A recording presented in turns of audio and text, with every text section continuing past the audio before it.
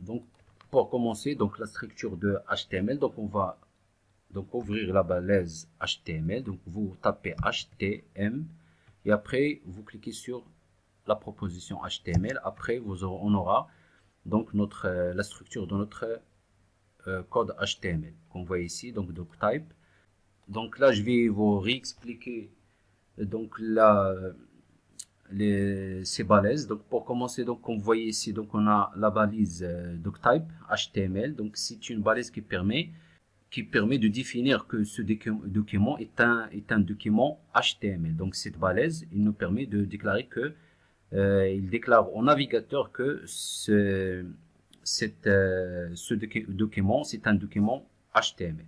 Après, comme vous voyez ici, donc on a la balise HTML. Donc ici, c'est la balise d'ouverture et la balise de fermeture. Pour fermer, donc on rajoute un anti-slash ici, ou bien une slash ici. Et cette partie, donc c'est la racine de la page, de notre page HTML. Donc cette balise, il nous indique la racine de notre page HTML. Après, vous voyez ici, donc on trouve le head. Donc dans cette partie, on met les méta-informations sur notre page HTML. Donc on verra ça, tout ça ensemble. Et aussi, comme vous voyez ici, donc on peut trouver donc la balise title dans notre head. Donc cette balise, donc c'est un élément qui spécifie un titre pour la page HTML. Donc c'est cette partie, donc c'est ce titre qui s'affiche dans la barre du titre du navigateur ou dans l'onglet de notre page web. Après, on a ici la fermeture de notre balise head et ici on a la balise body. Donc cet élément, donc c'est le corps du document HTML. Donc c'est un conteneur pour tous les contenus visibles qui sera visible sur notre page web. Donc tels que les têtes, les paragraphes, les images, les hyperliens, les tableaux, les listes, donc etc. Après, donc ici, donc je vais donc rajouter donc une balise. Donc c'est une balise H1. Donc par exemple ici, donc on va écrire tuto HTML5. Donc cette balise, donc il définit le grand titre, il définit un grand titre.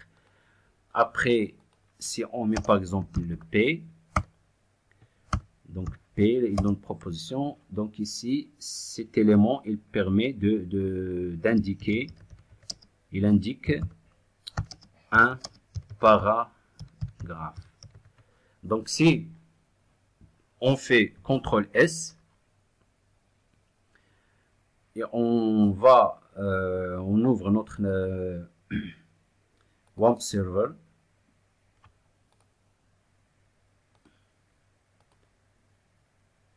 Donc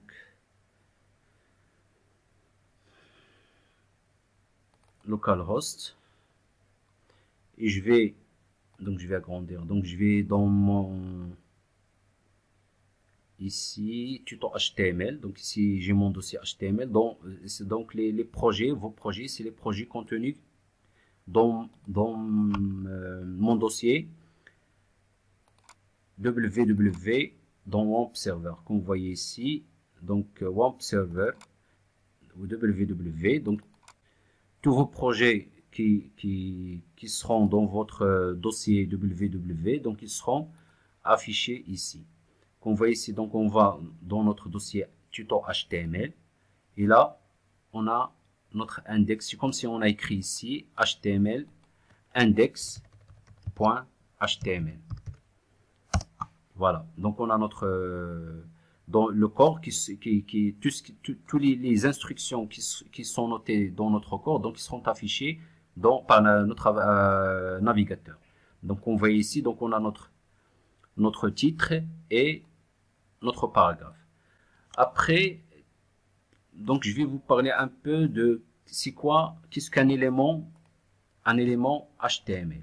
Donc un élément HTML, il est défini par une balise d'ouverture du contenu, une balise de fermeture. Donc, une balise d'ouverture, du contenu, une balise de fermeture ici, qu'on voit ici.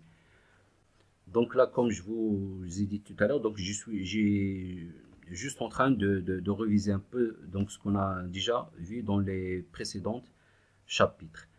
Donc, juste une petite remarque. Donc, pour le navigateur web, notre navigateur web, le but de notre navigateur web, donc que ce soit Chrome ou bien Google ou bien Firefox ou bien Safari ou etc. C'est quoi? C'est de lire notre document HTML. Donc il lit notre document HTML et affiche notre document sur la page. Donc il n'affiche pas les balaises, comme vous voyez ici, il n'affiche pas les balaises HTML, mais il utilise donc ces balaises pour déterminer comment afficher le document. Par exemple ici, quand on met cette balise H1, il indique au navigateur que le contenu entre ces deux balises, H1 d'ouverture et de fermeture, il faut qu'il soit en gras, avec une taille précise. Ici, et quand on met le contenu entre les deux balises d'ouverture et de fermeture qu'on voit ici, c'est la balise épée, ça indique comme quoi c'est un paragraphe. Donc il va nous l'afficher de cette façon-là. Donc avec une taille précise et la police précise qu'on voit ici, donc on a Arial. Merci pour votre attention. Si vous avez des questions, n'hésitez pas à laisser un commentaire. Et n'oubliez pas de vous abonner et appuyer sur la cloche pour recevoir les notifications des vidéos publiées. Donc merci et à la prochaine.